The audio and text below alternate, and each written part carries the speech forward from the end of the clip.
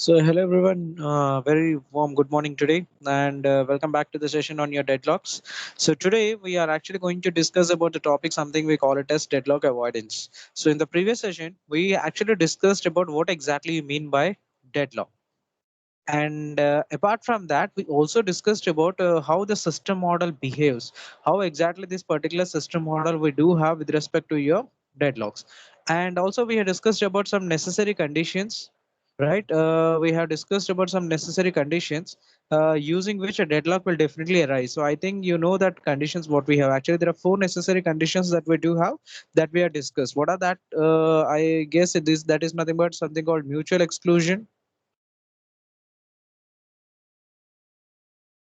Next, I think we had something called as hold and wait. Then we had another condition, something called as no preemption. And the last but not the least, what we had is something called as circular wait. And then we discussed about these particular conditions and how if all these four conditions are existing, then definitely a deadlock will arise that we have seen it.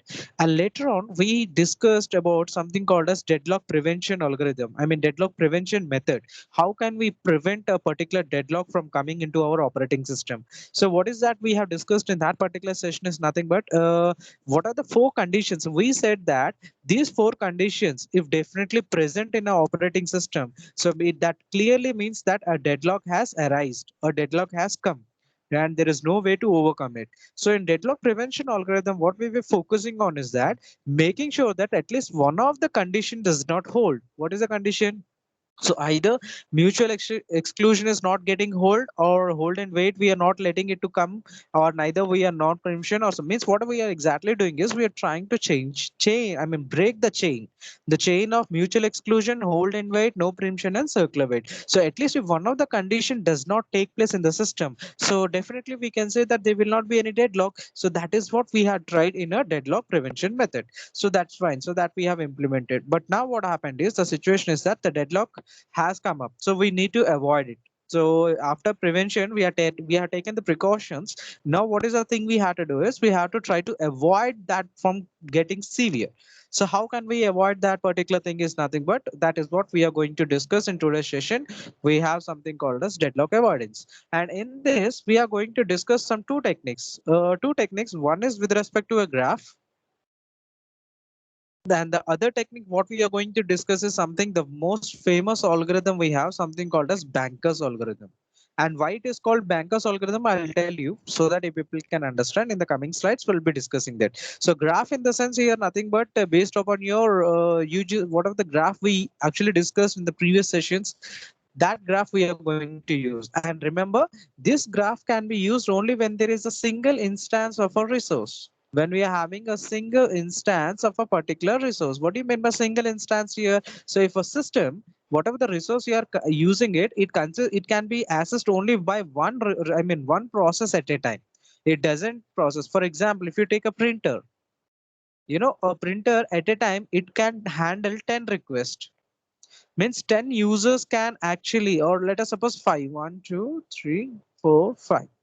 So actually printer is having a queue like this. So it at a time it can handle total 5 requests. Means 5 users can give the printing order, or it can they directly give the order within the operating system to print any document at a time. Okay, so 5 members can give at a time. So those will be placed here. Like maybe first person is process 1, second person is process 2, process 3, process 4, process 5, and whoever is present in the first, that person means process one came up, means he's the one who will be executing that particular print, and after that the next process and so on, that we have already discussed. So here that is what, so here how many requests this particular printer can handle at a time is nothing but 5, and that is what we are calling it as instance. Means at a time the printer can handle 5 instances. So here when you are having, so here in this case where I am saying that in this particular case we are going to discuss about graph in the sense is nothing but where we have single instance. Single instance means a resource whatever we are using at a time only one process can access it. multiple processes cannot access it. That is what we call it as single instance. So here graphs can be used for single instances. But if we have multiple instances, just like the example which I gave you, that is a printer, like 5 people can give at a time the order or the printing order here. Same way here, if you have multiple access or multiple instances of a particular resource, then we are going to use something called as Banker's algorithm, and we are going to apply that. So let's start. Before discussing that, let's discuss about some introduction part related to this. So already we have discussed something called a system model, and what are the characterizations we have? That is nothing but the 4 necessary conditions what we have seen in this particular slot. And then we discussed about deadlock prevention algorithm in the previous session, where we have actually tried to remove or we just try to break the chain of the 4 necessary conditions what we do have. What are the 4 necessary conditions we had actually here, that we had tried to make sure that one of the condition we are trying to avoid, any of the condition we can stop, either mutual exclusion, either hold and wait, then we have something called as no preemption, and then we have circular wait. So any one of the condition we are trying to stop from exiting or coming up. So based on that, what happened, the system will automatically will not be present in a deadlock state. So here it can be any condition, maybe what we call here that hold and wait, it can be no preemption or it can be circular wait. That depends upon the situation whatever we are using. But any one of the condition, if we are able to break, suppose these three are existing and this is the one mutual exclusion, you try to overcome it. So definitely what we can say is that there is no deadlock in that particular situation. So that is what we have seen. So today we'll discuss about something called as deadlock avoidance. So what exactly here deadlock avoidance here is nothing but in this particular avoidance, how can you avoid a particular situation? Let us suppose that you suddenly came to know that tomorrow there is a suddenly a tsunami is coming up. Okay, so then what exactly we are going to do? So for example, recently we had some cyclone, due to which there is a lot of loss has been taking place to the southern east side, I mean west side of your south side, like Karnataka, Mumbai, and all. So at that time, what happened? What did they exactly do? They just evacuated the people in and around there. But how they came to know that we have to evacuate the people nearby to the shores? So means they had the information before itself that there is a cyclone that is going to come here.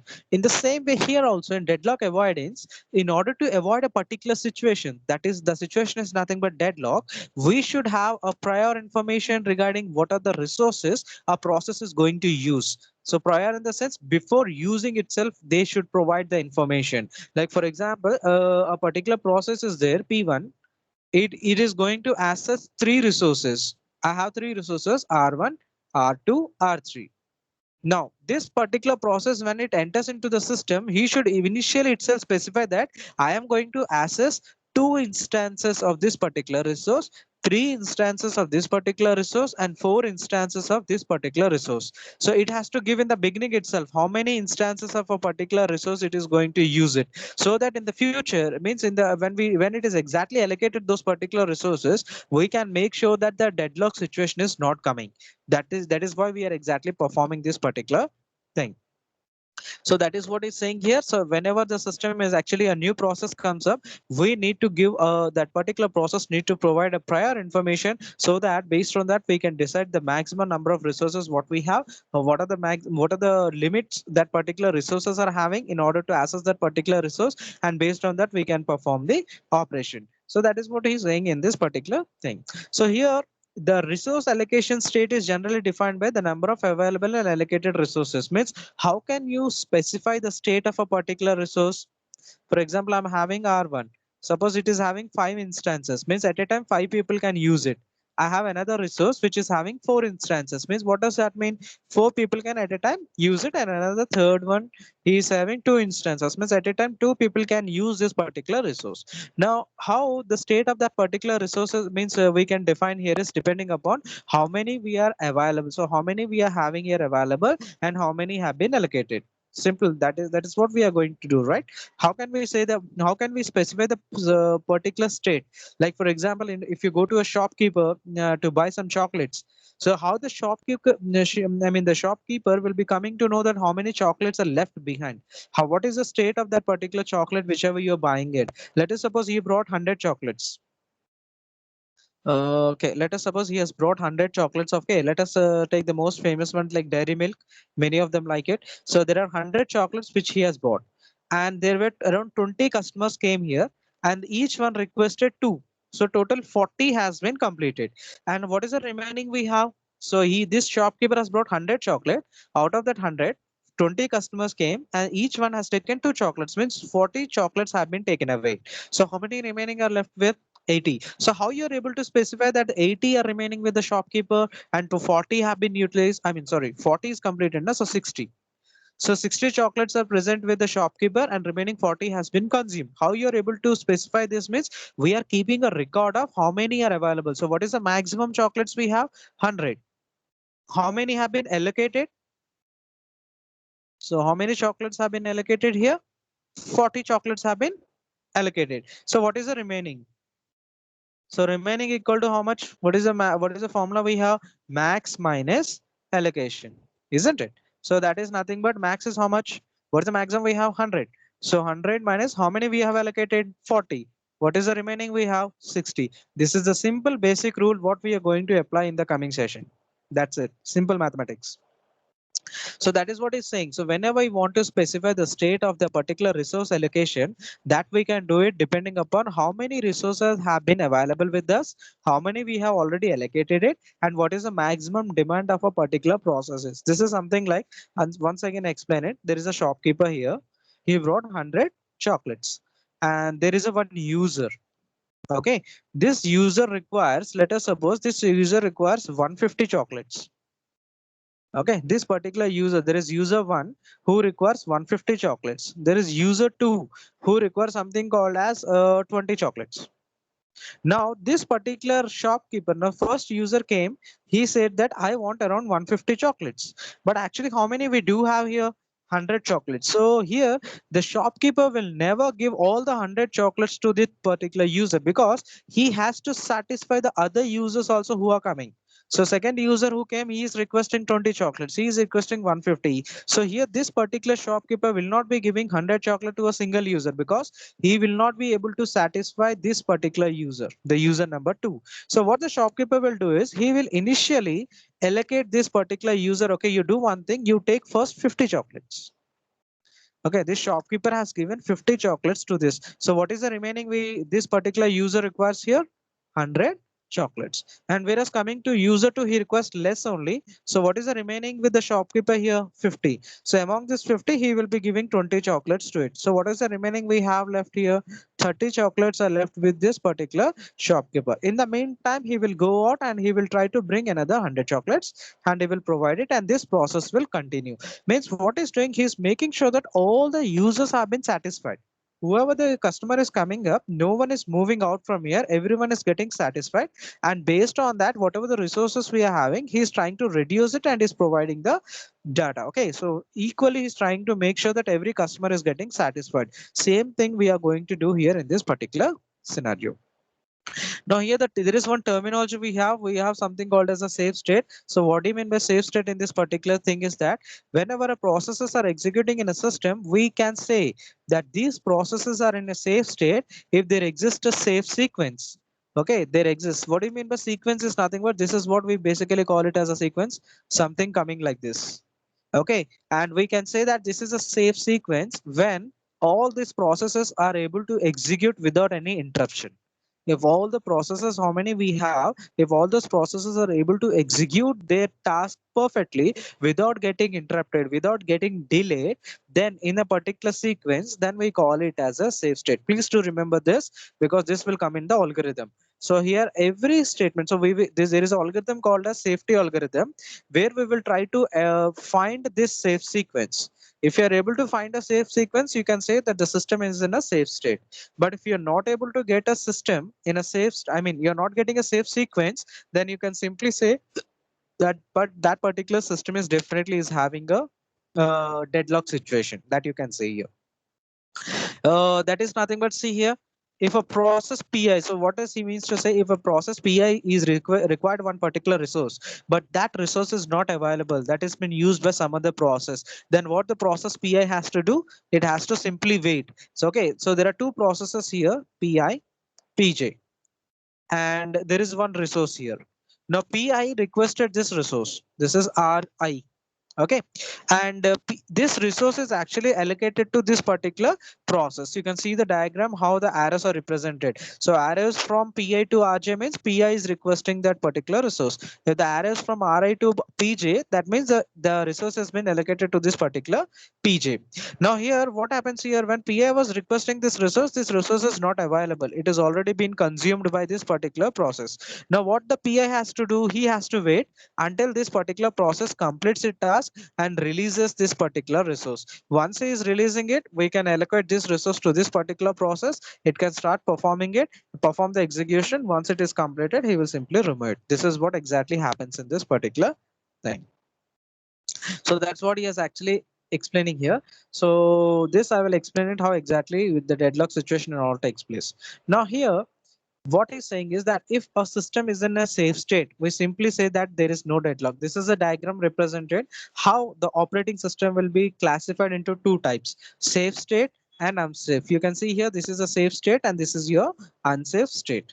And within the unsafe state, you have some set of blocks which will represent something called as deadlock. Means if a system is in a safe state, you people can say that there is no deadlock.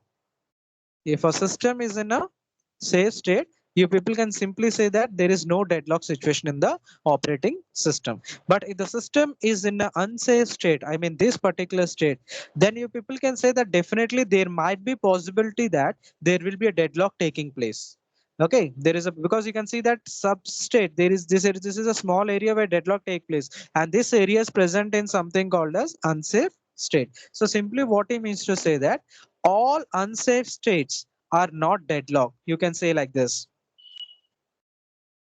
All unsafe. So you can see this entire area, whatever you people, I mean this area, whatever you people are saying, this is an unsafe state. But in this all unsafe state, only some portion is deadlocked, not all portion. So here you people can say that not all unsafe states are deadlock state, but all deadlock states are unsafe state. Okay, I hope you people are getting it. See what it means to say all unsafe states are not deadlocked because only some portion is deadlocked. But you people can say that all deadlock state is a comes under a unsafe state. So this is what exactly happens here. So here there are two ways of how to avoid this. Okay, there are two ways of algorithms how we can apply this algorithm here, avoidance algorithm. One is for single instance. Single instance is nothing but whenever we are having a single resources, only one person or one process at a time can access the resource here, then we can say that as a single instance. For that we are going to use resource allocation graph. But if there are multiple instances, like single resource at a time can be accessed by more than one process, like P1, P2, P3. Like I told you in the printer, at a time 5 people can access at a time. One, two, three, four. If you take a Canon printer, I think, I don't know how many of you know this. We have a Canon printer, right? So in the Canon printer, which cost around some 11,400 or something like that, means about 10,000. At a time, 10 people can give a print order to this particular printer. Means 10 at a time, the Canon printer is able to handle 10 requests from 10 different resources. So that is what we call it as multiple instances. Means whenever a resource is able to handle 10 people at a time, more than one people at a time, we call it as multiple instances. But when they are actually handling a single instance, means only at a time one resource, I mean a particular resource can handle only one process, then we call it as a single instance. So whenever you're having a single instance, we can apply something called as resource allocation graph.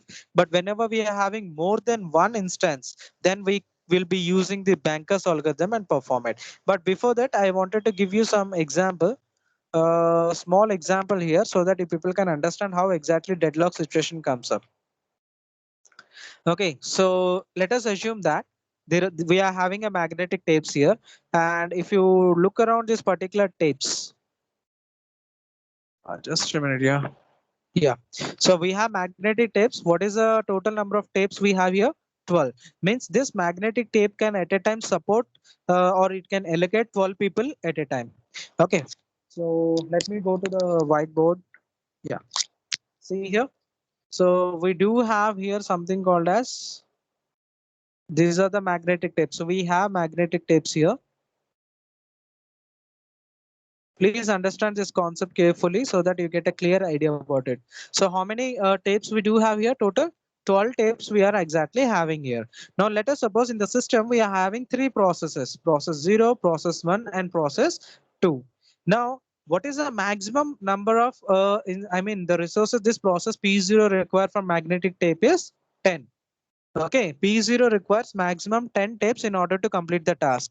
P1 requires maximum 4 tapes to complete their task, and P2 requires maximum 9 magnetic tapes in order to complete the task. Now, can you please tell me what is the total here? 10 plus 4 plus 9. So 9 plus 4 is 9, 10, 13. So total 23 tapes are required. See here. You can see here, process P0 requires 10 tapes in order to complete the task. P1 requires 4 tapes in order to complete it. And P2 requires 9 tapes in order to complete. So total 23 tapes are required. But our operating system consists of something called as only 12 tapes. There are only 12 tapes we are having. So with the help of these 12 tapes, I need to satisfy the processes whichever are there. So I need to satisfy P1, P2, P3. I mean, in such a way that they actually get all this, what are the maximum resources they require that have been provided, and they perform the task and move out. But what is the limit we have is we are having only 12 tapes, but how many they require? 23 tapes. Now, how the operating system is managing, that is what we have to see. So currently, what the operating system will do, operating system know that it doesn't have sufficient enough resources. How many they are asking? So what the magnetic tape is going to do is it will split this particular 12 magnetic tapes and allocate some to this particular tapes. So for example, for the process P0, you will be having 5 tapes. For the process P1, the operating system allocated 2 tapes, and the process P2 has been allocated how many? 2 tapes. Now, can you people tell me what is the total number of tapes? What is a more than need matrix? Let us take need. So you can see here clearly how much more this particular process required. That is what comes under your need. So process P2 requires maximum 10. How many the operating system has allocated? 5. How many more this particular process requires? 5. Now, then you come to the process P1. How many resources this particular process requires in order to complete the task? 4. But how many has been allocated by the operating system? 2. How many more it requires? 4 minus 2, 2. Same way, if you come to the process P2 here, P2 requires 9. But how many has been allocated? 2. So how many more this particular thing requires? 7. It requires 7 more in order to complete it. That's fine. Okay. I hope you people got it what exactly we did here. Simply we have subtracted how many, what is the maximum it requires, how many we have allocated, how many more they require. Done. Now what we are going to do, how many tapes are exactly left now? When we are given 5 to 2, so 5 plus 6, 7, 8, 9. So total 9 tapes we have allocated out of 12. So what are the remaining tapes we have? 12 minus 9. How many we have? 3, I guess. Isn't it? So total we are left with 3 tapes. Now the system will act into functioning here. How? See here. Now what the system will do is first it will go to the process P0 and it will try to find out. What is the find out? What it will find out is, can I allocate the remaining resources to this particular process? If you see here, process P0 requires how many resources additional? 5. But how many we have? 3. Now, in case if I am allocating these 3 resources to this, the number of need is 2. But what about the remaining? I'm not going to get the remaining processes from them.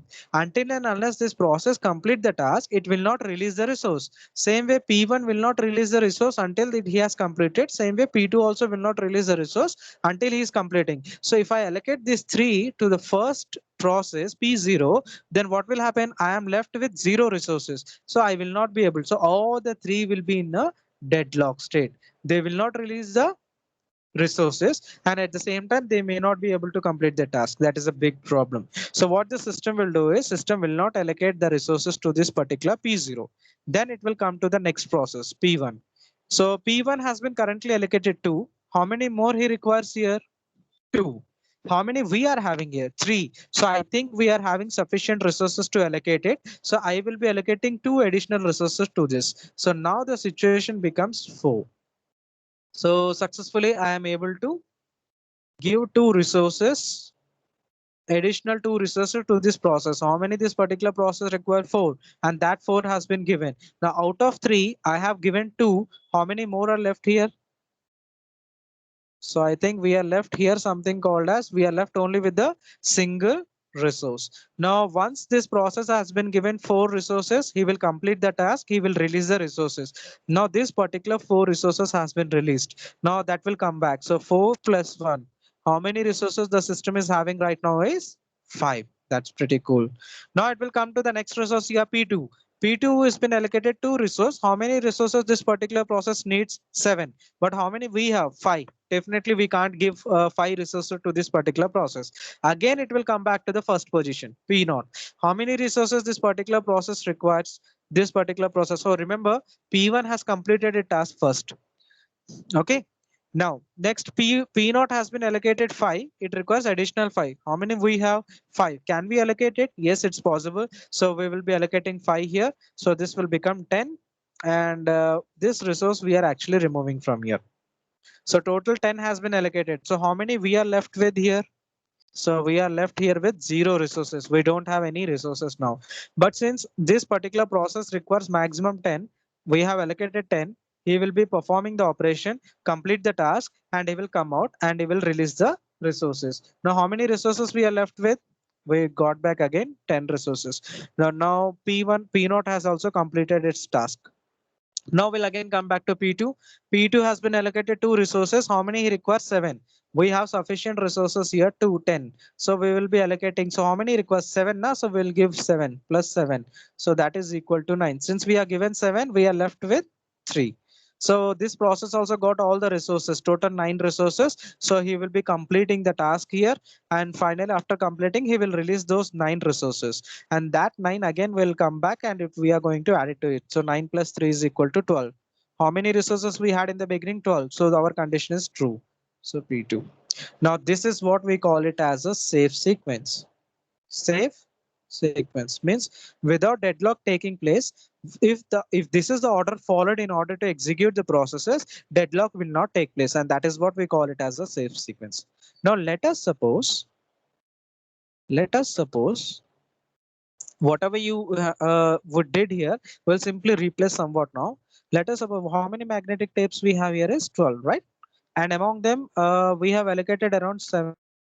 9 we have allocated, remaining we are left with 3. Fine, that's fine. This particular process P2 requested one more resource. Okay, that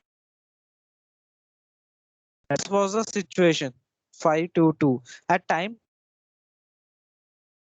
running to us, and it was requesting, okay, please provide me one more additional resource. Now what the operating system will do, it will first find how many I have available. I have 3 resources. How many he has requested? Only 1 resource. Now do you think is it possible to give it to this particular resource? 1 resource, can we give it? Obviously we can give it because we are having 2 and he has requested only 1. Fine, I have given 1, so this becomes 3. And what is the remaining resources I'm having here? 2 resources. Now let's see the process. Now the operating system will start executing it. First it will come to the process P0. How many he requires? 10. How many we allocated? 5. How many more he requires? 5. But how many we have? 2. Well, we can't allocate. Fine, we'll come back to the next process. How many he requires? 4 resources. How many we have allocated? 2. I'm in the operating system. How many more he requires? 4 minus 2 is 2. How many we have here? 2 resources are there. Well, I think we can allocate 2 resources to this particular process. Well, fine. So I'm going to allocate them. The operating system is going to allocate. So when it is allocating it, this becomes 4. And this is getting vanished here because we have allocated 4 resources. Now this process completed executing. P1 has completed executing. Now he has released the resources. How many resources we are left here now? 4 resources. So we have 4 resources. Well, that's very pretty good. Now come to the second process now here. So P2 requires how many? 9. How many we have allocated? 3. How many we require here? 6. Now you people can see how many resources I'm having here? Only 4. Now you people can understand clearly now there is a situation now. What is the situation? I cannot satisfy the request for neither P2, neither P0. Why? P0 require additional 5 resources. But how many I'm left with here? 4. Then how can I allocate 5? Not possible. Same way, if you see here, the process P2, I have allocated 3. How many more he requires? 6. But how many I have? 4. So how from where I'll bring the additional 2? Highly impossible. Now this is the what we call it as a deadlock state. Why it is a deadlock state? Because this particular process is able to successfully complete a task, but whereas coming to P0 and P2, they are not going to complete the task because he requires additional 5 resources, but I am left with only 4. And whereas coming to P2, he requires 6 additional resources, but I have only 4. I can't satisfy both of them. Neither of them I can satisfy here. So automatically these processes, until they complete the task, they will not release these resources 5 and this particular 3. They're not going to release it. Finally, all the resources are been hanged up here. So I am left only with 4. So what that situation is what we call it as deadlock. And lifelong, this particular processes will be holding those resources until they are getting additional 5 in order to complete the task. And we know that we are left only in the operating system with 4 resources. So definitely we are not going to satisfy either P0 and P2. So lifelong until that system exists, that particular process P0 and P2 will be in a deadlock state. This is what we mean to say deadlock. And this is what we wanted to avoid it. So how can I avoid it here? If you see carefully, if the operating system doesn't have given this one additional resource, then we would have got this particular sequence. Just because the operating system has gave one additional resource to P2, then because of which we are right now in this particular situation. If this one resource is not allocated, then we would have been in this particular situation. There is a lot of difference. So for that only, that deadlock avoidance comes into picture, where it is using a safety algorithm. Safety means before allocating a resource, it will try to find out whether a deadlock situation is coming or not. If a deadlock situation is coming, it will not be executing. It will not give that resource. For example, if you are allocating 1, now the operating system will assume if I am giving this 1 to the resource, then what whether a deadlock situation is coming or not. Yes, the situation has come. So immediately what the system will do is it will tell the process P2, wait, I'm not going to assign you the one request what you have requested, because if I'm allocating a resource to you, a deadlock situation is coming. So you please wait. So it will ask the process P2 to wait until some other process completes it. Then this particular sequence will be executed. So this is whole about how exactly this particular system actually works. I hope you people have understood this. So that's what exactly I'm doing. So at T2, the request comes up and then finally a deadlock situation comes up. So first we are going to discuss about the graph here, how we can. So in this particular graph, resource allocation graph, we are going to have something called as claim edge. We call it as claim edge. Claim edge is nothing but it is something like, a process before entering into the system. It will tell that I will be using that particular process in the future. I will be using that particular resource, okay, in the future. So it is not going to ask in the beginning. But it is saying that in the process of executing, I may be requesting that particular resource. That is what we call it as claim edge. And how it is represented, I will show you. So let us suppose there are two processes here we are having, P1, P2. There are two resources we are having. Now, if you see here, what is the arrows indicate here in this particular thing? A resource R1 is been having a directed arrow towards P1, means this resource has been allocated to this particular process. And P2 is requesting this particular process. How you are coming to know? Based upon the arrow. If arrow is from P2 to P1, I mean to the from the process to the resource, means process is requesting that particular resource. If the arrow is from resource to the process, then that means that resource has been allocated to that particular process. So here R1 has been allocated to P1 and P2 is requesting this particular process. So until P1 is releasing the resource, till then P2 has to wait. This particular P2 will be in a waiting state. It will be in a waiting state until P1 is releasing this particular resource. Fine. Okay. Now, this is what we call it as a claim edge. This is what exactly. Now, if you can see here, this is a directed dotted arrow, and this is what I'm calling it as a claim edge. So what do you mean by claim edge here is nothing but this particular process P1 in the future. What this claim edge indicates that in the future it is already executing. Already R1 has been allocated to this particular process. So in the future, when it is executing it, this particular process P1 may request this particular resource R2. And whenever it is requesting it, this claim edge will convert into a request edge. I will show you here. You see here, the resource here has been allocated. So here P2 is also saying the same thing what we have seen here. P2 was saying that in the future I may be requesting this particular resource in the future.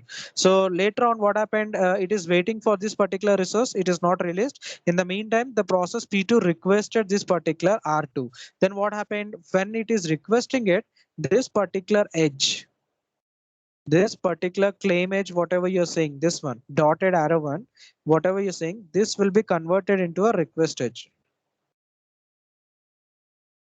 This will be converted into a request edge like this. And once a resource is not being used by anyone, it will automatically, if you have watched the previous videos, you'll come to know what they mean by request and allocated. So allocated edge. So request edge means whenever a process is requesting, you will be having something like this. P, and this is your resource. So if this will be a directed arrow, so that represents process is requesting it. Right now, no one is requesting here. So P2 says that in the future I'll be requesting. So this is what we call it as claim edge. But in this video, you people can see this P2 has requested this R2, means this claim edge has been converted like this. Since this resource is not being used by anyone, now this edge has been converted like this. And that is what I'm showing it here. See here, this is what I'm saying. So this resource now has been allocated to this particular process. So same thing I'm going to show you here once again.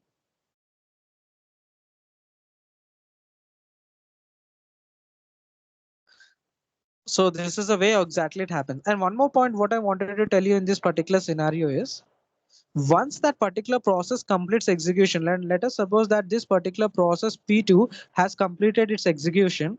Now this particular arrow will again be converted into dashed this arrow, means this particular arrow. Okay, it means that in the future, again, if it requires, it will be trying to access that particular resource. That is what he's saying in this particular scenario. This is the way how exactly it works. Once the process completes execution with the resource, it will release it. But again, that particular edge will be converted into this particular edge in this format. Okay, that comes under your resource allocation thing.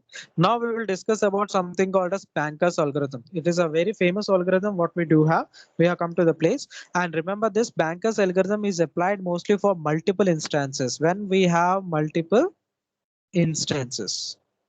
Okay, already have written here multiple instances. What do you mean by multiple instances? A particular resource can be accessed by multiple processes simultaneously. A particular resource can be accessed by multiple processes simultaneously is what we come under here, this particular thing, Banker's algorithm. But here, whatever the processes that have been present in the system, before executing it, they have to give an information prior. What is the maximum they are going to use that particular resource? Suppose P1 is there. P1, we has to provide the information how many instances I'm going to use from this. For example, this R is having 10 instances and there are 3 processes which are trying to access them, access this particular resource. Now P1 should give prior information how many instances it requires from R. Maybe 2. This P2 requires 3. This P3 requires 4. So in this way, they have to give the information before only to the operating system so that it can decide whether a deadlock situation is coming or not. If it is coming, it can simply avoid it. For that we will see one by one. So here, before discussing about the Banker's algorithm, I just wanted to provide you with some data structure. So because we are going to use some kind of data structures here, so that is what represented here. So see here, N represent number of processes here. How many processes we have? M is resource. So here, processes, I'm going to represent with M. Now, okay, sorry, N, number of process. How many resources I'm having here? I'm going to represent with M. Okay, N and M. So N represents the number of processes, M represents the number of resource type, how many we are having. Now, if you see here, available is the first data set vector. Okay, all this what you people are seeing are the vectors. You know what do you mean by vector here? Vector representation we already use in C language when we write argc, cas, argv, augment vector. I mean, whenever we are writing something like int main, uh, int argc char star pointers argv. What do you mean by argv is nothing but this is an argument vector. Vector representation means whatever the values we are going to use it in a format of a vector. So here all this whatever the data structures you people are seeing here, this one, this and this and this, all these comes under your, oh, sorry, all this comes under your something called as vector representation.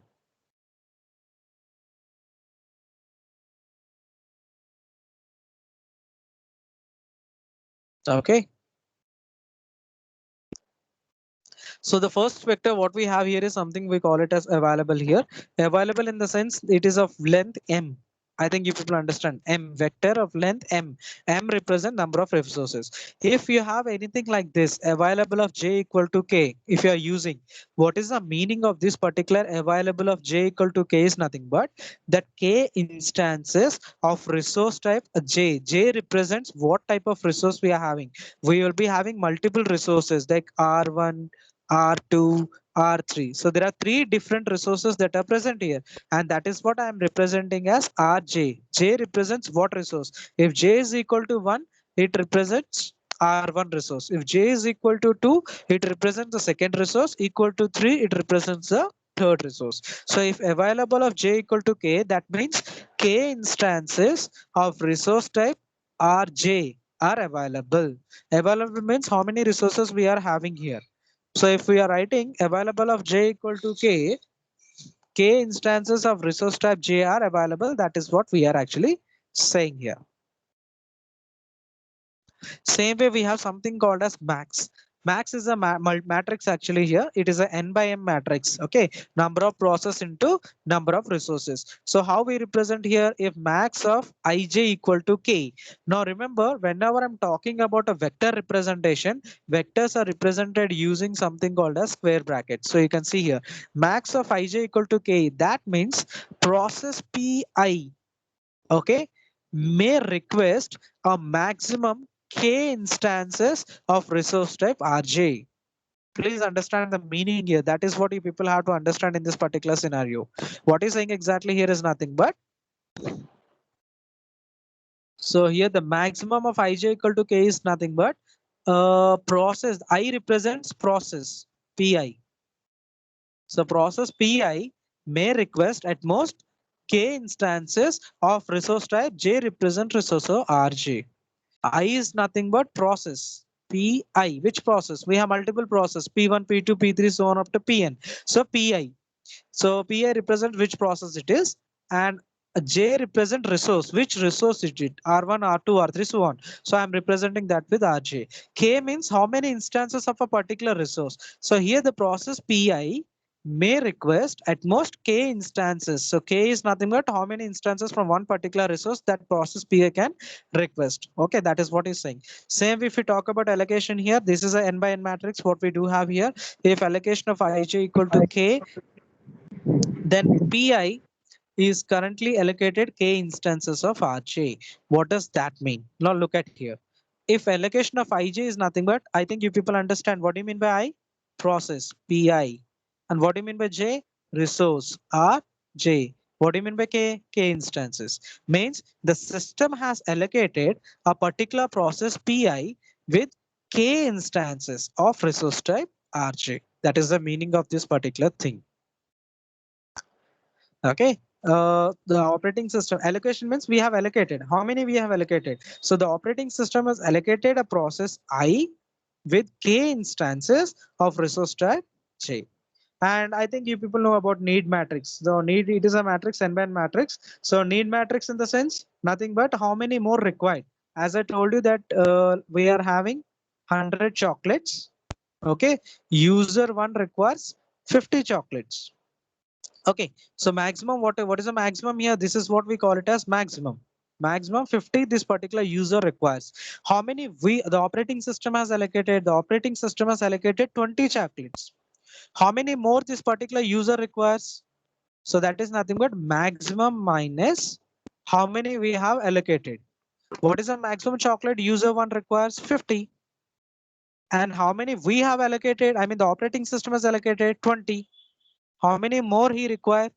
30. And that is what we call it as need matrix. And this is a formula, need equal to max minus allocation. Please do remember this. This is what we are going to use in the algorithm. Need is equal to how much? Max minus allocation. So max is nothing but how many we require. How many have been allocated? I require total 10 chocolates, but I have been given only 5 chocolates. How many more I require? 5 chocolates. How I'm getting that? So maximum minus how many have been allocated. So 10 minus 5, 5. So this is the way how exactly you're going to work on. Now, this is the banker's algorithm. Yes, as I told you, so we have come to the algorithmic part. Very easy. If you remember these 4 steps, you can solve the problem very, very easily. But only thing, you should damn sure remember this particular algorithm. What is algorithm here? So this is what we call safety algorithm. This is algorithm when we apply, we get that safe sequence that what we have seen in the earlier P1, P0, P2. We got this sequence, right? Safe sequence. And I said this is a safe sequence. I have written it in the previous slide. So there I have verbally explained you. Now we will apply an algorithm and try to get this. So that's the only difference we do have. So see here, first what we are doing is let finish and work with the two vectors of length m and n. So work is a vector of m, means work will consist of resources, because you people know that m I have used for representing resources in the previous slide. And n I have used it for representing something called as processes. N number of processes, m number of resource. Now work and finish with the vectors of length m and n. So m is representing work. So what is m here? Resources. But whatever the resources are there, that I'm going to write it in this. Finish will be a vector of length n. N means the process. That processes are going to be represented using this particular finish. So initially work equal to available. So total how many resources are available, that I am going to store in this, because you know that work is represented with a vector of length m. M is resource. So whatever the resources are available, that I am going to store into this work. Then finish of I equal to false. Finish of I means what I'm making initially is in this particular step, please understand it. Whatever the resources whatever the processes I'm having, let us suppose I have 3 processes, P1, P2, P3. Initially, I'm telling that finish of I is equal to false. What does that mean is nothing but I have not completed the operating system. That means this particular processes have not completed their work. This particular process did not complete its particular task. It has to wait. Okay, because we just started working on, we just started implementing it. So how can you expect that the process has completed execution? It's highly impossible, right? So that is what we are representing here in this particular thing.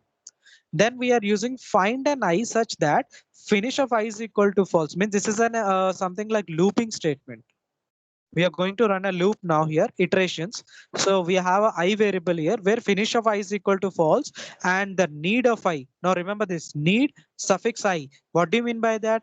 Process PI. I represents process. PI requires whatever the need matrix is there, is it less than work or not? If it is, then you will be executing step 3. But if any of the condition fails here, you'll skip to this particular location, step number 4. But if this condition satisfied, that is the particular process has not completed its execution and the need whatever is required is less than work, then you will come to this and work equal to work plus allocation, finish of I is equal to true, then you will be going back to this particular. So this loop keep on repeating. But when any of the condition fails, you'll simply skip it and you'll come here. If finish of I equal to true for all I, what does that mean? If all the processes that are present in the system, they all have completed their work. Finish of I is equal to true means suppose finish of 1. I have 3 processes. So finish of 1 equal to true means first process has finished a task. Then finish of 2 is equal to true means the second process has completed its task.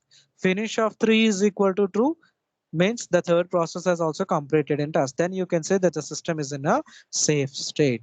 Okay, I will show this within what we call using an example so that you people can understand it clearly. Here it is.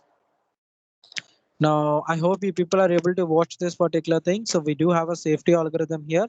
Let work and finish. So this is now this algorithm I'm going to apply on this particular matrix. So in the exam, you people might be given with a program like this. So there are 4 processes. How many processes here we are having? P0 to P4 means total processes we are having here is 5. So P0 to P4. Allocation in the sense already how many resources. So if you see here A, B, and C, how many resources we are having? 3 type of resources we are having. Remember, what are the resources? A, B, C. Now please understand carefully. This is for 14 marks. So how many resources we are having? A, B, C. So total 3 resources, that is A, B, and C. Now how many instances of these resources we are having? First we need to find it out. So if you see here, we have allocation. The operating system has allocated the resources. Max. Max is a matrix, n by n matrix, which represent what is the maximum number of resources this particular process requires. Available means how many resources are available with the operating system. Let me explain first. P naught. P naught equal to 0, 1, 0 means the operating system has allocated 0 instances of resource type A, 1 instance of resource type B, and 0 instance of resource type C. Okay, but how many this particular process requires when it entered? He is saying that I require maximum 7 resources, 7 instances of resource type A, 5 instances of resource type B, and 3 instances of resource type C. Okay, this is what he means to say. But how many the system has allocated? 0, 1, 0. Now, since the system has allocated this one, so what is the total we have with respect to A, B, and C? You can find it out simply here. See, you have to simply how many we have allocated for A, you simply add it up. And how many we have available, you club it up. See, for A, I want to know how many exactly the resources are available for A. So A is a resource which consists of how many instances. So here you can see 2 plus 3 is 5. 5 plus 2 is 7. 7 plus 3, how much we have? 10. Because these are available and these are allocated. Now come to the B part. So 3, 4, 5, 6, 7, 8, 9, 10. Done. Now come to the B1. How many we have allocated? 1 plus 1, 2. How many we more have? 3. So 3 plus 2 is 3, 4, 5. So B, I have 5 instances. Now come to the C here. If you come here C, see how many we have? 2. Okay, let me erase this so that people don't get confused. Now we are talking about C here. So see how many it is having? 2, 1, 2. And how many more we are left with in the operating system? 2. So 2 plus 1, 3, plus 2, 5, plus 2, 7. So you people have got how many resources individual you are having. How to get the individual resources here? Simple. How many we have allocated for that particular resource plus how many we are available. If you see your allocation for A, 2 plus 3 plus 2, so 7 plus 3, 10. And if you talk about B here, 1 plus 1 is 2, 2 plus 3 is 5. And if you talk about C, 2 plus 1, 3, 5 is 2, 7. So total. So why I'm showing you this one is we have a cross verification. Once you solve the problem, at the end of the problem, you should get the resource values like this: A equal to 10, B equal to 5, C equal to 7. After solving the problem, if you are getting this result 10, 5, 7, you can say that your program is or the problem is 100% correct. But in case if you're not getting this, means you are in means whatever you did is wrong. There is something went wrong which you have to rectify it. Okay, so that is the way we people can actually cross verify whether our answer is right or wrong. Yes, you can you can automatically cross, and based on that you'll come to know whether you'll get full marks or not. So let's begin. So first thing what we have to do here is first I need to find a need matrix. I need to find a need matrix. What is a need matrix I need to get here? What is the formula? Max minus allocation. So max is how much? So for the process, this is for the process. For the process P0, what is the max for A? 7. How much we have allocated? 0. So 7 minus 0, how much more requires? 7. Same way, what about B? B for max is 5. 5 minus 1 is 4. Same way if you come across to C, 3 minus 0 is 3. Same way you have to do for the remaining process. How many this particular P1 requires 3 processes? How many we have allocated 2? How many more this particular process requires? 3 minus 2 is 1. Same if it come to the B resource, B, so P1 was requesting how many total? 2 resources. How many the operating system allocated? 0. How many more require? 2 minus 0 is 2. Whenever coming to C here, it requires 2. Operating system did not allocate anything. So 2 minus 0 is 2. Now max minus, so 9 minus 3, 6. B, 0. 0 minus 0 is 0. So if you come across this particular thing, C part, 2, it required process P2 required 2 resources. How many we have allocated? 2. So 2 minus 2 is 0. So it doesn't require any resource to be allocated for this particular P2. Next, come to the process P3. How many resources P2 require? I mean, this particular process requires maximum 2. How many we have allocated? 2. So 2 minus 2 is 0. Next, 2 resources required. 1 is allocated. 2 minus 1, 1. Same way, 2 minus 1, you're getting 1. Same way here, 4 minus 0, 4. 3 minus 0, 3. 3 minus 2, 1. So this is a need matrix. So this is a need matrix in the sense how many more resources this particular process requires. That is what we have got it. Fine. This is what exactly we require. Now we can start performing or implementing the algorithm. Now we will be trying to find a safe sequence. So that safe sequence I'm going to write here one by one. So first initialize work equal. So I'm going to explain the algorithm. Please understand carefully here.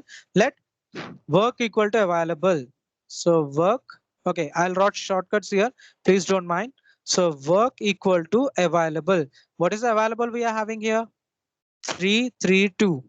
So vector represented with square brackets, 3, no commas here, 3, 3, 2. You should not write any commas here and you should be representing within a square bracket. So work equal to availables. What is the resources we have? 332. I have applied. Now finish of I equal to false for all the resources. How many resources we have? 5 resources. So finish of first resource. What is the first resource? P0. So I is nothing but 0. So the first resource P0 is equal to false. Next, finish of first resource is equal to false. Then finish of, second resource is equal to false. Then finish of third resource is equal to false. Then finish of 4 equal to false. You can see here why I'm writing this is because no process has completed execution. If any of the process has completed a task, then we'll convert this false into true. That's why. So in the beginning, no process has completed. So all the process I have initialized with false. So no one has completed. Now come to the step number 2 here. So what is the step number 2? Okay, let me write it perfectly because I require more space. 10, 5, 7, right?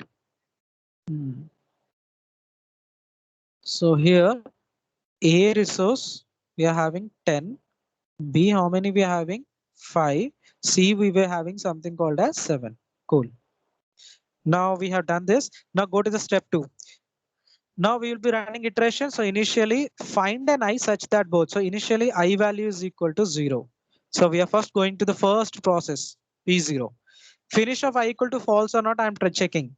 Whether f of 0 is equal to false or not, I am checking here. I think if people can understand, yes, it is false. Condition is true. Now need of I is less than equal to 1. Need of I means need of 0. Need of 0 less than equal to work. So what is need of 0? What is the need of a process 0? So you will get it from here. What is that need of a process 0? 743. 7, 4, 3 is less than equal to work. So work equal to, okay, I did not assign work, right? I assigned it. Yeah, I assigned it. So what is the work we have? 3, 3, 2. 3, 3, 2. Now you can see 7, 4, 3 is less than equal to 3, 3, T. So you people have to compare one by one. Is 7 less than equal to 3? No, condition failed here itself. 4 less than 3? No, condition failed. 3 less than 2? Condition failed. So this particular condition failed. Unfortunately, this condition failed for the first iteration. What do you have to do?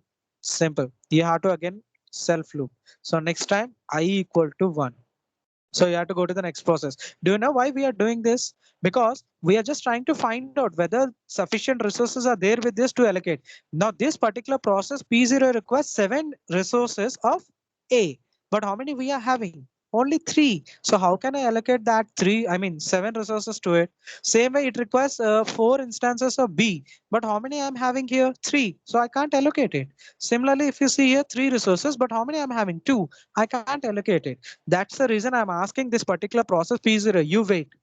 You wait until sufficient resources are available. Then I went to the next process. I equal to 1. So process 1.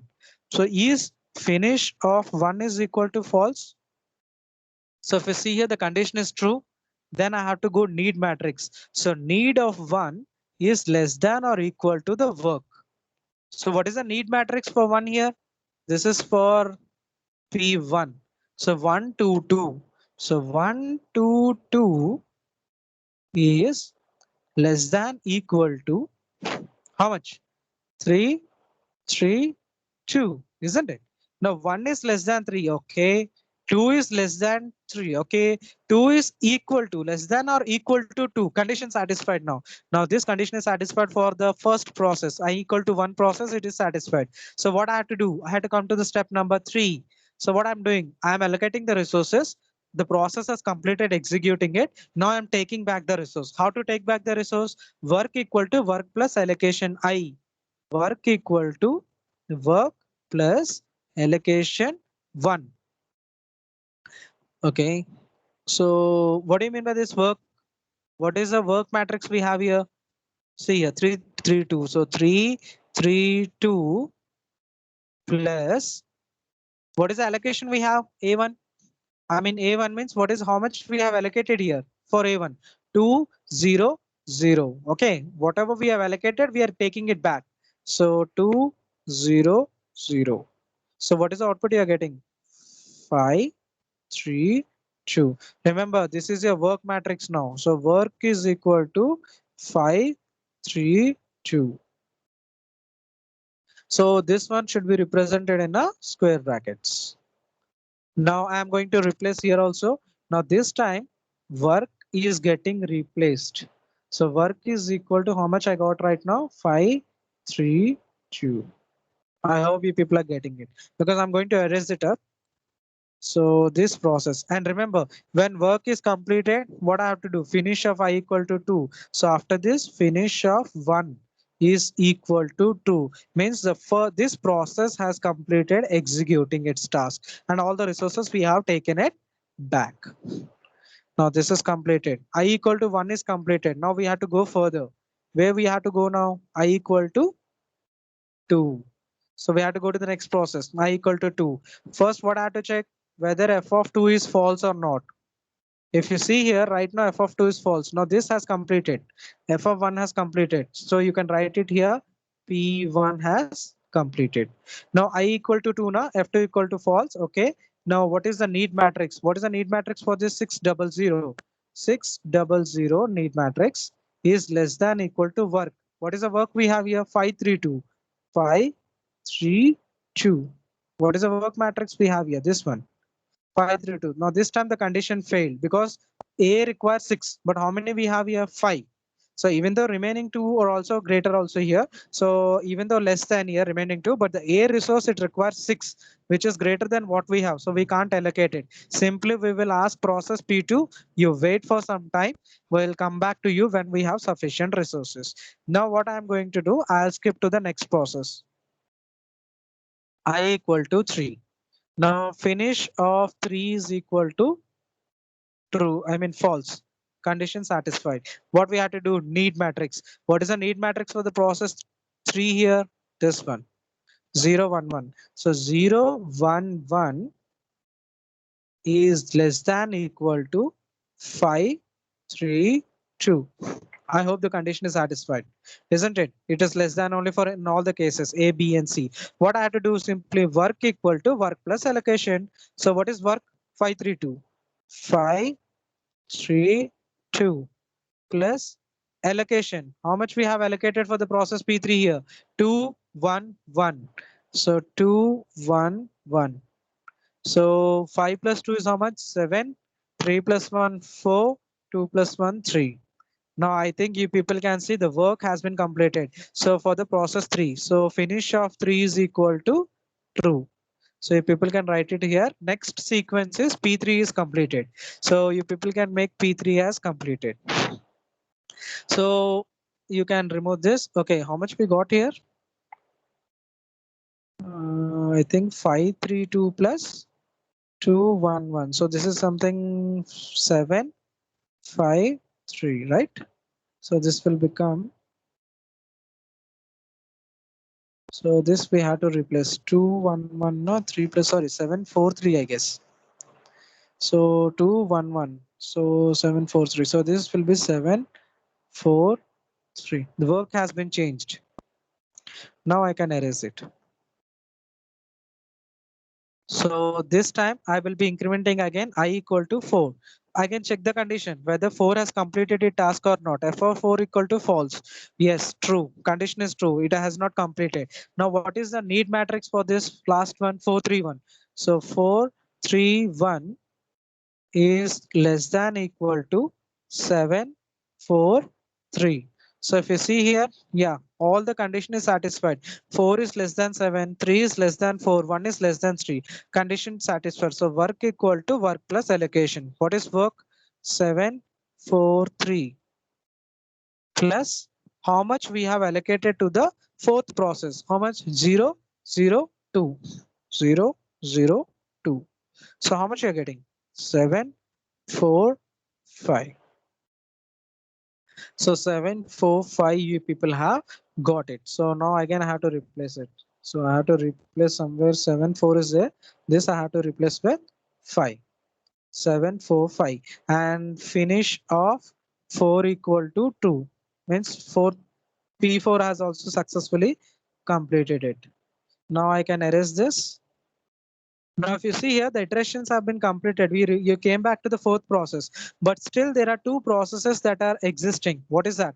P0 and P2. So again, you will come back to the first position, I equal to 0.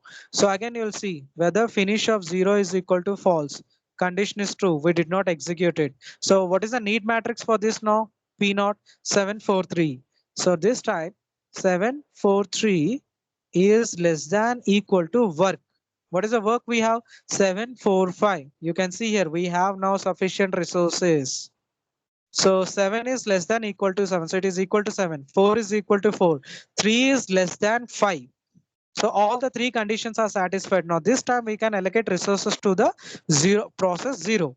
I mean P0. So then work equal to work plus allocation. So 7, 4. What is work here? 7, 4, 5 plus allocation. How much we have allocated for the process 0? 0, 1, 0. So 0, 1, 0. So this is 7. 4 plus 1 is 5. 5 plus 0 is 5. Oh, I am able to successfully complete this 0. So f of 0 equal to true.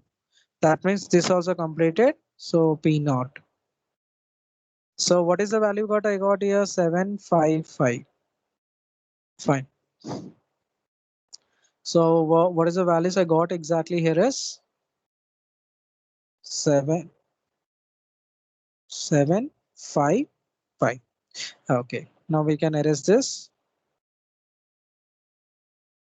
Now what is the value I have to get here? Next one. 2. The only one left is 2. So when I'm coming to 2 here, same. Finish of 2 is equal to false. Yeah, the condition has been satisfied. Now what I have to do here, I have to first find out what I have to find exactly here in this particular scene.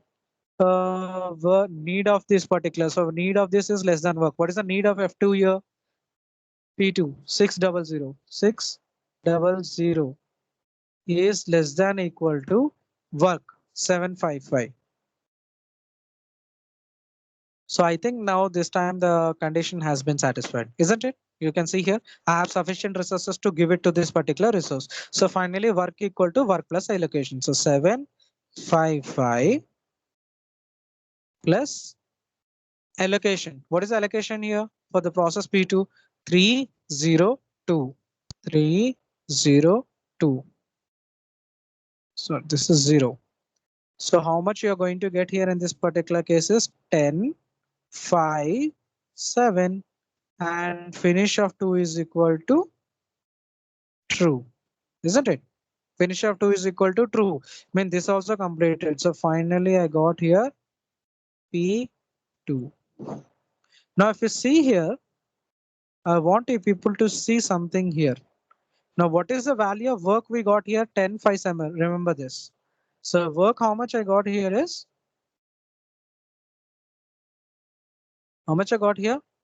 10, 5, 7. Now this, you can see all the processes has completed the task. Finally, what is the work you got here is 10, 5, 7. Now, if you want to know whether you did it correctly or not, you have to compare this with the resources what we have. So if you see this one, first one 10. So this is A, B, C. A, how much we got the value? 10. What are the total resources? We have 10. Fine. Next, what we have? 5. So B is having 5. So next C is having 7, right? So C, you got 7. That means you have did the program perfectly. You solved the problem perfectly. And this is what we got a safe sequence. Safe sequence. Now you people have to write that if in this order the processes are executed, then definitely the system is in a safe state. That's why it is called as a safety algorithm. If the system, if you are executing this, means rather than executing P0 first, you have to execute P1 first, then P3, then P4, then P0, and then P2. Then you can say that the system is in a safe state and there is no deadlock. And there is no deadlock situation. So that is what we call it up in this particular scenario. This is how exactly it works. Okay, this is a safety. This is one algorithm that we have completed. We have another one also along with this. That is a smaller one. But this is the one which will be executing more. Okay. So I hope you people have understood how exactly this particular safety algorithm works. Now let's get back to the next one. Yeah, along with this, we have something called as a request. Oh, sorry. Resource request algorithm. What do you mean by this is nothing but this is that we have find whatever the previously we have actually executed it, that is to determine whether the system is in a safe state or not. Now the system is in a safe state. Now let us suppose now another one of the process has requested for the resource. One of the process has requested some resource, maybe some process, I don't know which process. Some process are requested something like this. Now we have to make sure if I'm allocating these resources, whether the system is in a safe state or not. And second, can I allocate these resources? Means how can I know that based upon the available resources? How many available resources I am having? Based on that, I'll come to know whether I can allocate it to that particular process or not. That we can do it. If you see here, let me explain the algorithm so that I will show you the working part with the problem here. See here, request I means request vector for the process I. So whichever process is requesting, that will be request. That is, this is the request vector we are using. Now, if the request it is going to request some instances of some resources. So if it is equal to k, then the process pi wants k instances of resource type rj. So I think you people are understanding. So k instances of resource type rj is requested by the process pi.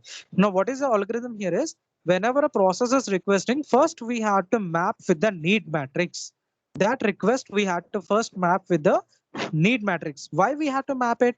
Because to determine whether he is asking more or not. For example, a process P1 is there.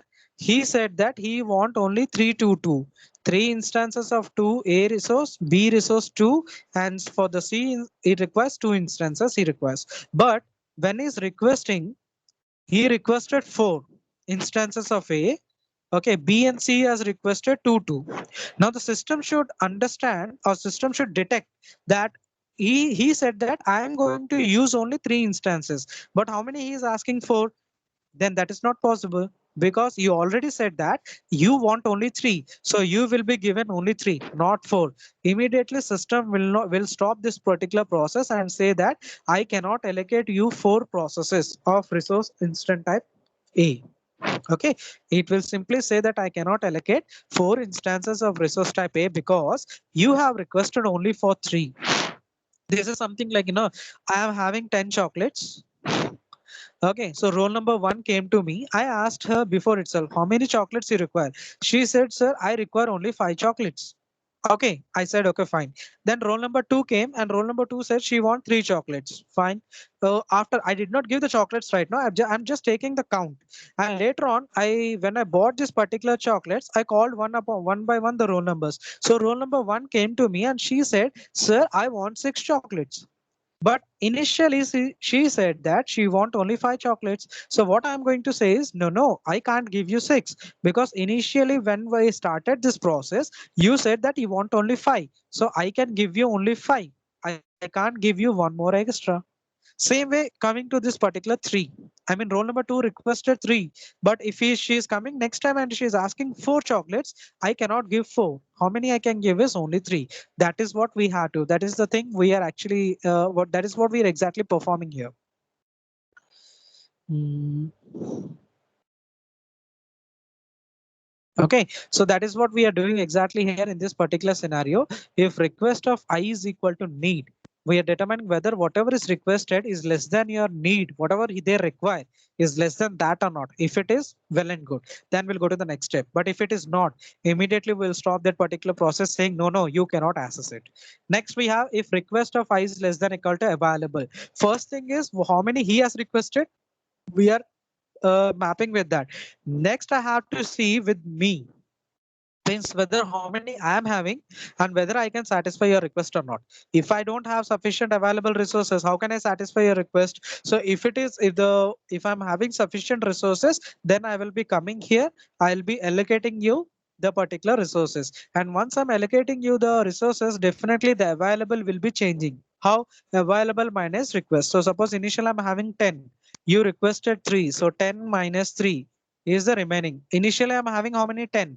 So right now, after giving you 3 chocolates, how many I'm left with? 7. How I'm getting available minus how many you need. I mean, how many you are requested. So available minus request. Now allocation equal to allocation plus request. So how many I have given you 3. So initially you might have 2. So 3 plus 2 is nothing but 5. So that is what I mean. How many I have allocated initially? 5. How many you have requested? So you have requested 3. Initially, I gave you 2. So 3 plus 2 is 5. So that value I'm reading. And what about the need matrix? Need matrix will change. You have asked for 7. I gave you 2. Now I gave you 1, 3. So total 5. How many still you require? 2. So that 2 is nothing but this one. So these are the 3 statements which you people have to execute in order to perform it. And after doing this, again, you have to run the safety algorithm to determine whether you people are in a safe state or not. If you are not, then definitely you should not be allocating this particular thing. Example.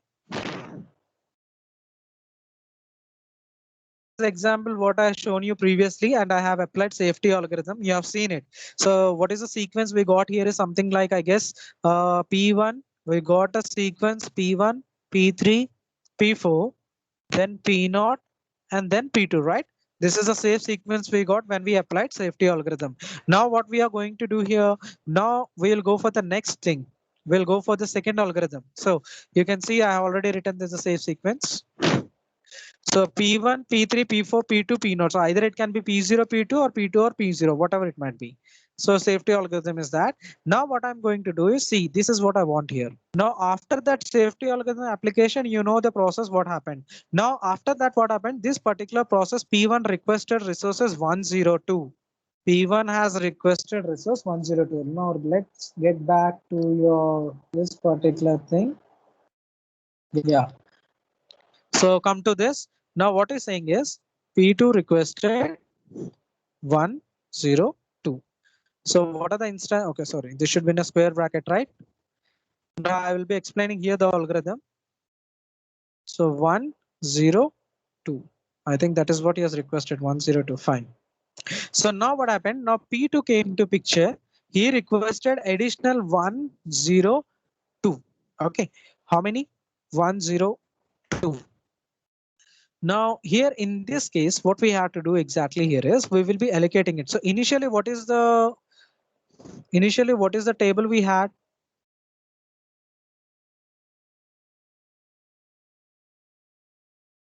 So let me erase this. So initially, if you see here, P2, what is the maximum it requires? 902. 302 is allocated. What is the max here? P0, P1, P2. Sorry. So here P0, P1, P2. So this is the need matrix 600. Okay. Now here in this case, what is saying exactly here is that process P1. Okay, process P1 has requested 102. So I think I should come back to the next one. Here not P2, P1 has requested 102. Okay, P1 has requested. So P1, how many requires? So first, what is the first thing I have to do here in this case? I have to first P1 equal to 102. Now this first I have to see with the need matrix, isn't it? Whatever the process P1 has requested, whether within the limit or not, I have to check. So if you can see here, 102 is less than or equal to need matrix. Need matrix of P1, how much we have? 1, 2, 2. Isn't it? This is 1, 2, 2. So 1 is equal to 1, 0 less than equal to 2, condition satisfied, 2 equal. So first we are checking with the need matrix. As per the algorithm what we had here,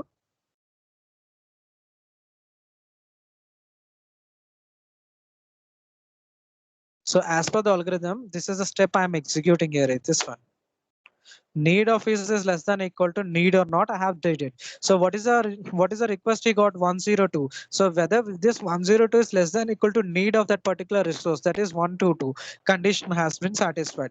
Now what is the next condition? If request is less than available, that we have to see. What is the request? 102 less than equal to available. What is the available I'm having here? 332. So is it 332? You can see 1 is less than equal to 3, condition satisfied. 0 is less than 3, 2 is equal to 2. So the condition has been satisfied. So second condition is also satisfied. Now what I have to do? I have to come to this available equal to available minus request. So available how much? 332. So available minus request. How much he has requested? 102. So how much 3 minus 1 is 2? 3, 2 minus 2, 0. So you can see here 230. So this matrix will change. Available will change into 2, 3, and 0. And since he has allocated 10, he has asked for 102. We have allocated it now. So we have to allocate to that process. That means nothing but allocation equal to allocation plus request. 102. How much we have allocated P1? 200. So 200 plus 102. We are adding whatever he has requested to the allocation. So 2 plus 1 is 0, 302. So this allocation will change into 302. Okay. And what is the third step? This need matrix we need to change because initially the need is 1, 2, 2. So right now we have allocated 1 to 2. So 1, 2, 2 need matrix minus how much he is asking? 102. 102. So how much you will get? 0, 2, 0. So this will be changing to 0, 2, 0. And that is what I am representing in the third page. You can see here 2, 3, 0. You got the available here. What is it? What did I write here? 2, 3, 0. So you got it here 2, 3, 0. Next, allocation has to be changed here. So what is the allocation we have to change? 302. So you people have got it? 302. Then what I did? Then again, what we have to do? Need matrix has to be changed. So need matrix should be changed. And what is the updated value? 020. So it should be represented as 020 here. So that is what I'm doing. So I did not use need matrix here. No problem in this. So again, now what I have to do is, so here, okay, I have to take a need matrix. Without that, it is not possible. So I'll just write it up here. Need matrix. So let me see here what it is. 743020. So 7, 4 3 0 2 0. Next 6 0 0 0 1 1. 6 0 0 0 1 1. Now 4 3 1. So 4 3 1. So let me erase it. This is 0 2 0. And what about the first one? It is 7 4 3. Okay, it is not perfectly written. 7 4 3.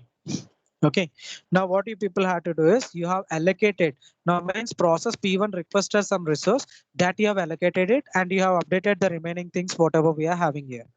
Now again you have to run. Now it's not completed yet. The total work is not completed. You have to run this algorithm.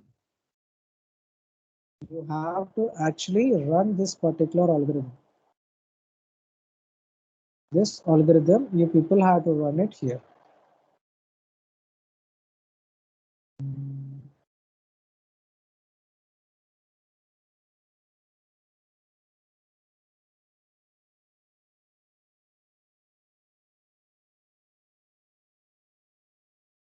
So using I have allocated a resource for the process. Which process? P1. Now I wanted to know whether this particular thing is in a safe state or not. If it is not in a safe state, I am not going to allocate. I will rewind it. Rewind means I will take back the resources, whatever is there. This is only an assumption. We are just assuming it that we have allocated it, and now the system will be running this particular safety algorithm. And based on that, if you are getting a safe sequence, the way we got it before, then we can say that immediately process P1 can be allocated whatever the resources he has requested. But in case we are not getting this safe sequence, means the system is in a deadlock state, you have to finalize saying that we cannot allocate the resources whatever he has requested, the process P1 has requested immediately, because allocating that resources to this particular process is leading to a deadlock state. So same way like I have executed before, you people can execute here that algorithm once again. So I'm leaving that to you. Now take this particular table, apply this and try to get a safe sequence like this. If you're getting a safe sequence, then we can directly allocate the resource, whatever the resource he has requested, that is 102, whatever he has requested, we can simply conclude that immediately we can allocate these resources to this particular process. But in case we are not getting this safe sequence, we'll simply say that this particular resources cannot be allocated to this particular process. Okay, so this is a way how you people have to actually execute this particular avoidance algorithm. And this is how we actually avoid that particular algorithm. I hope you people have understood. You people have to apply this again. Okay, so it's very easy. Same process we had to repeat, nothing else. So need matrix is the same work. Initially, everything will be taking work equal to available. So how much, but this time available will change. So work will be equal to how much we'll have 2, 3, 0. So initially, finish of 1, 0, false. Finish of 1, false. So on up to finish of 4 equal to false. First one we are taking I equal to 0. I'm taking up here. So finish of I, f of I equal to how much? So finish of 0 is 0. Fine. So first I have to check whether false, it is condition true. Need is less than equal to work. So what is the need here? 743. So 743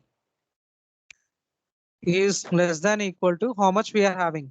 Okay. So how much we have? Work 230. So condition fails. So I equal to 1. So you know that finish of 1 is equal to true.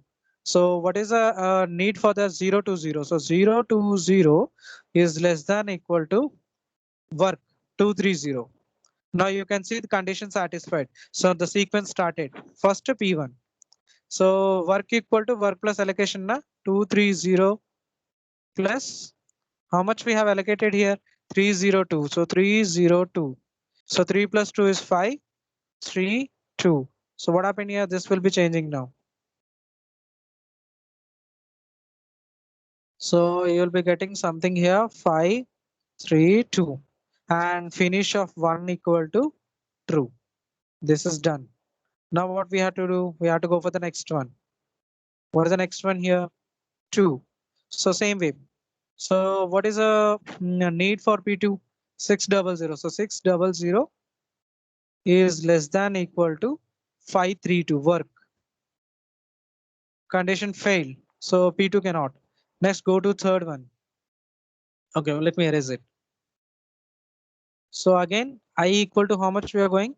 3. So finish of 3 is equal to false. Yeah, condition satisfied. Next, need. What is the need of third process? 011. 011 is less than equal to how much we can get it here. So 5, 3, 2. Yeah, satisfied. So work equal to work 5, 3, 2 plus allocation. How much we allocated for the P3? 211. 211. So you'll be getting 7, 4, 3.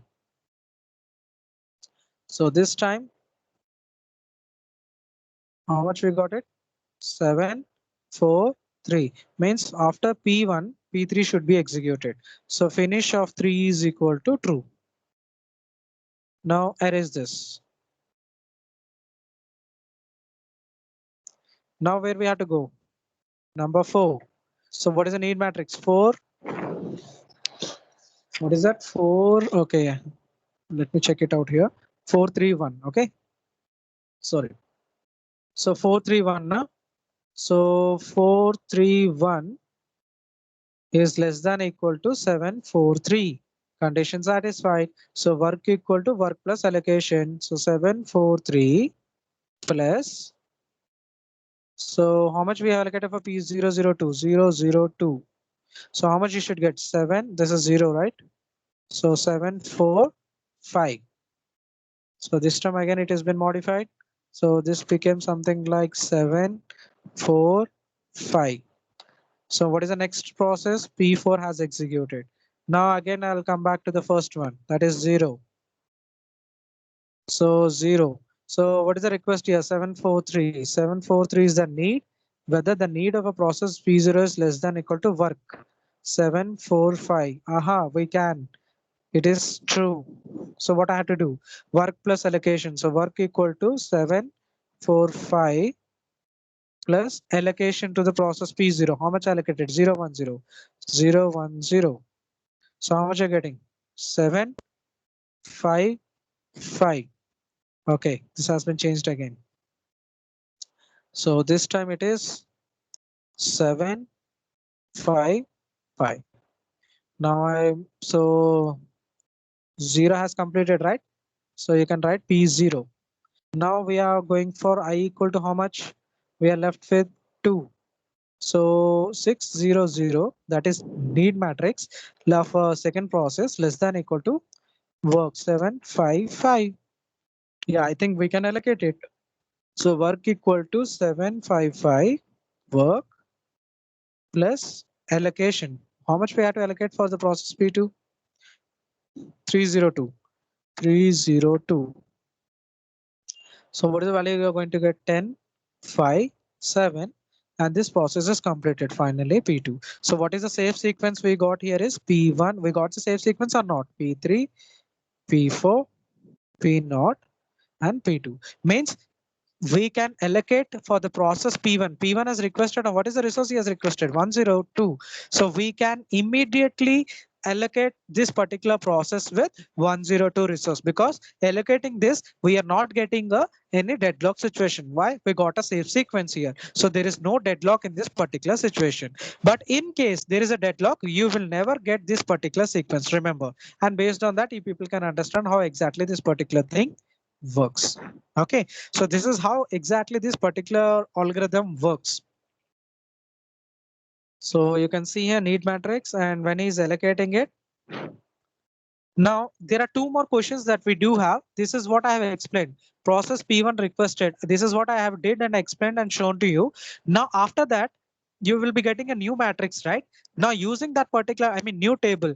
What is the table you are going to get after that? This is the table. This is the table what you people will be getting here.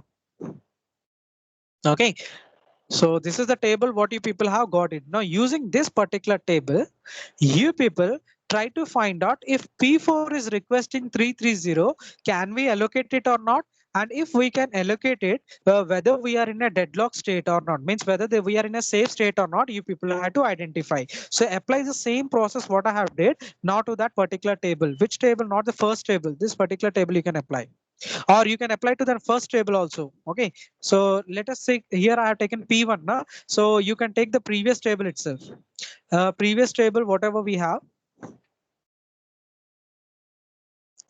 Yeah, this table. You people can use this particular table and you try to find out. You can apply this particular table. I mean,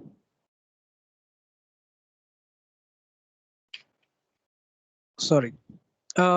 Particle table and use this resource, apply it and try to find out whether P4 can be granted request or not immediately. Same way how we have did it here. And based on that, you'll come to know that then in this case, you will not be getting a safe sequence. When you are actually applying this one, you will not get a safe sequence. You will be getting an error when you're executing a safety algorithm.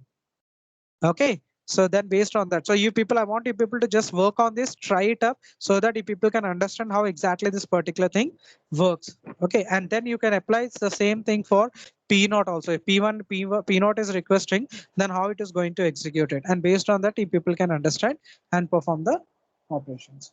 So this is all for today's session. We have, with this, we actually completed your deadlock avoidance algorithm. So this is all total what we have for today's session. Thank you. Thank you for watching.